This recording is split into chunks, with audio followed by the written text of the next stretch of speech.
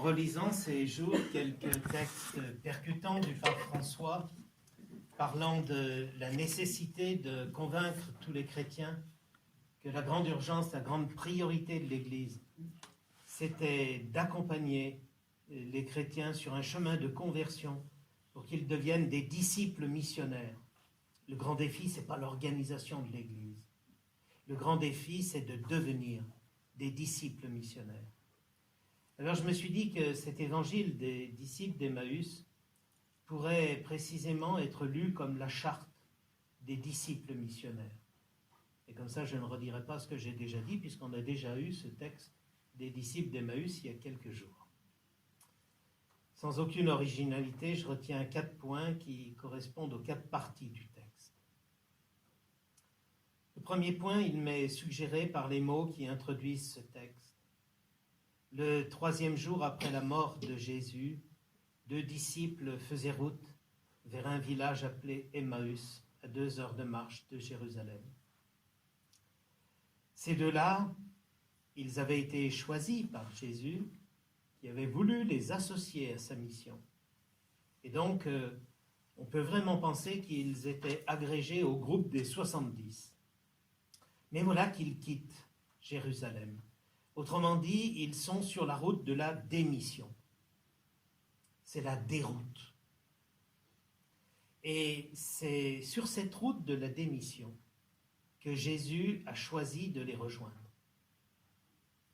C'est vraiment étonnant, c'est touchant de voir comment Dieu se fait proche. Quel chemin il est capable d'emprunter pour nous rejoindre dans nos déroutes. Alors que nous pensons trop souvent que Dieu, nous pourrons surtout le trouver dans le succès, les réussites de notre vie spirituelle ou de notre vie chrétienne. Ce premier point nous invite, je crois, à une triple attitude si nous voulons devenir ces disciples missionnaires dont le monde a besoin. Tout d'abord, le disciple missionnaire, c'est celui qui est animé par la passion de rejoindre les autres. Évangéliser suppose que l'on aille à la rencontre, que l'on cherche à rejoindre. Et le pape, il insiste souvent là-dessus. Une fois, il disait, Jésus n'avait pas ouvert un bureau en disant « le Messie reçoit de telle heure à telle heure ». Il est allé sillonner les routes de la Palestine. Alors évidemment, en ce temps de confinement, ce n'est pas simple de rejoindre les autres. Mais d'une part, ça ne va pas durer éternellement, et d'autre part, nous avons beaucoup de moyens techniques à notre disposition. Et donc, nous pouvons nous interroger sur la part que nous réservons chaque jour au contact avec les personnes, pour les rejoindre. Particulièrement, toutes celles qui vivent une expérience de déroute. Ensuite, ce qu'il nous faut rejoindre en priorité dans ce temps de confinement, comme hors confinement, ce sont justement toutes les personnes qui sont sur un chemin difficile, le chemin de démission, celles qui n'en peuvent plus, celles qui sont tentées de baisser les bras dans leur engagement communautaire, dans leur vie de couple, dans leur vie professionnelle, associative ou ecclésiale. Et nous savons bien que s'il y a des détresses qui se détectent facilement, il en est d'autres qui sont bien cachées et qui ne pourront se dire que dans un lent et patient compagnonnage. Alors c'est sûr, ces coups de fil sont moins gratifiants que d'autres que l'on va passer à des personnes que l'on aime bien, mais ils sont tellement importants. Enfin, le dernier élément que je veux souligner, il m'est suggéré par la mention du jour de cette rencontre entre Jésus et ses 2 disciples. C'était le 3e jour après la mort de Jésus, c'est-à-dire le 1er jour de la résurrection. Cette rencontre avec ces 2 hommes désespérés, Jésus ne l'a pas remise au lendemain, comme nous le faisons hélas trop souvent. Or demain, c'est parfois trop tard. Surtout quand demain, nous remettons encore au lendemain. Jésus n'était pas le roi de la procrastination. Il aurait pu dire, demain, ils seront encore aussi découragés qu'aujourd'hui. Non, il y est allé tout de suite. Deuxième point. Quand Jésus rejoint ces deux hommes, il ne commence pas par leur faire une leçon de catéchisme, et encore moins une leçon de morale par rapport à leur démission. Il prend le temps du compagnonnage, de l'écoute patiente, de la marche, en se mettant à leurs pas. Et là, faisons très attention. Jésus ne les fait pas parler en attendant avec impatience qu'ils aient fini de parler pour pouvoir enfin placer sa marchandise. Non. D'ailleurs, c'est Jésus qui leur pose des questions qui vont leur permettre de dire toute leur détresse, toute leur déception. Il veut leur permettre d'aller jusqu'au bout et de vider leur sac. Le disciple missionnaire, c'est celui qui n'est jamais trop pressé de parler. Rappelons-nous les paroles d'Isaïe entendues la Semaine Sainte. Chaque matin, le Seigneur m'ouvre les oreilles pour que je sache écouter avec un cœur de disciple. Et rappelons-nous aussi ce que dit la sagesse populaire, qui dit que si Dieu nous a fait deux oreilles et une seule langue, c'est pour que nous écoutions 2 fois plus que nous ne parlons. Mais écouter n'est jamais facile. Écouter vraiment. D'autant plus qu'il y a des paroles qui sont dures à entendre et qui nous remuent profondément. Et quand on écoute, on a souvent envie de dire « Ah oui, c'est comme moi » ou bien « Tu devrais ».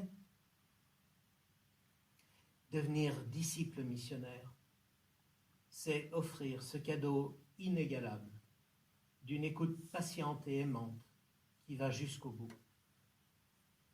Et quand il a écouté jusqu'au bout, Jésus ne se tait pas comme ceux qui n'auraient pas d'espérance à partager. Il va leur proposer une relecture des Écritures, dont, hélas, nous n'avons aucune trace. Et là, je me permets de souligner pour nous un point d'attention. Il nous est dit que, relisant les Écritures, pour faire renaître l'espérance, Jésus va leur parler de ce qui le concernait dans les Écritures. Autrement dit, il va parler de lui. Mais nous, vous comprenez bien que quand on rejoint les gens sur leur route de leur démission, il ne s'agit pas de parler de nous, mais de lui. Ou si nous parlons de nous, c'est pour mieux montrer que c'est lui, Jésus, par la puissance de son amour qui a été capable d'opérer dans nos vies des merveilles. Ce n'est pas nous, notre recherche de foi, nos questions, nos doutes, nos réussites qu'il faudra mettre en avant, mais c'est lui qu'il faudra révéler en demandant au Saint-Esprit de mettre les bonnes paroles sur nos lèvres. Troisième point, Jésus ne s'impose pas. Quand il a écouté jusqu'au bout, quand il a dit tout ce qu'il avait à dire, il continue son chemin. L'évangélisateur, le vrai, ne fait aucune pression d'aucune sorte, ni affective, ni spirituelle. L'évangélisation n'a rien à voir avec le prosélytisme. Et Jésus ne cherche pas un résultat immédiat. Tel le semeur dont il a si bien parlé, il a semé sa parole, et ensuite il fait confiance à la puissance de cette parole. C'est pourquoi il continue son chemin. Seulement voilà, chez les deux disciples, la parole annoncée fait tilt immédiatement. Comment s'en étonner d'ailleurs, puisqu'elle a été annoncée par celui-là même qui est la parole. Avec nous, il faudra souvent beaucoup plus de temps. Parce que chez nous, il y a forcément l'opacité de nos médiocrités qui fait que la parole que nous annonçons ne correspond pas immédiatement à ce que nous vivons. Mais avec Jésus, il n'en est rien. Du coup, les deux disciples l'invitent à rester avec eux. Et quand Jésus reste avec quelqu'un, il ne sait pas faire autrement que de se donner totalement. Et donc, c'est l'Eucharistie. Ceux que nous rejoignons, ceux que nous écoutons, ceux avec qui nous partageons l'espérance qui nous anime, ne viendront peut-être pas tout de suite à la table d'Emmaüs, qui est la table eucharistique. Mais s'ils ne viennent pas encore à Jésus, c'est à nous de les porter vers lui. Alors ne passons jamais une messe sans, à un moment ou à un autre, faire défiler dans notre cœur le visage de tous ceux que nous voulons porter devant lui, de tous ceux qui sont en déroute et que nous demandons au Seigneur de rejoindre. Et de ce point de vue, nous pouvons vraiment rendre grâce pour nos prières universelles spontanées qui sont devenues si belles et si fortes depuis le confinement, que jamais ça ne s'arrête. Enfin, quatrième point que je ne fais qu'esquisser, c'est la joie de l'évangélisateur. La joie de l'évangélisateur, c'est de voir ceux qu'il a évangélisés devenir eux-mêmes des évangélisateurs. C'est ainsi que se termine l'évangile d'Emmaüs. Ceux que Jésus a évangélisés deviennent les évangélisateurs des 11 restés à Jérusalem.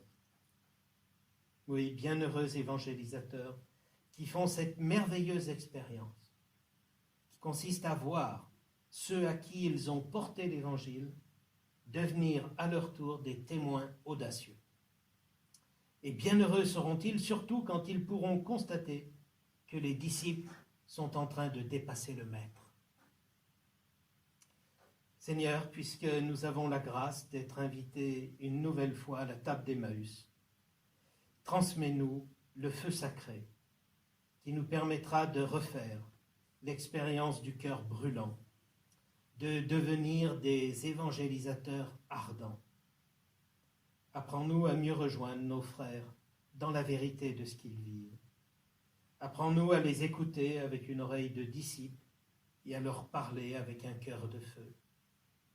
Apprends-nous à ne jamais mettre la main sur eux et à respecter le temps qu'il leur faudra pour faire le chemin qui sera nécessaire. Et Seigneur, fais-nous un jour la grâce de les voir réussir mieux que nous.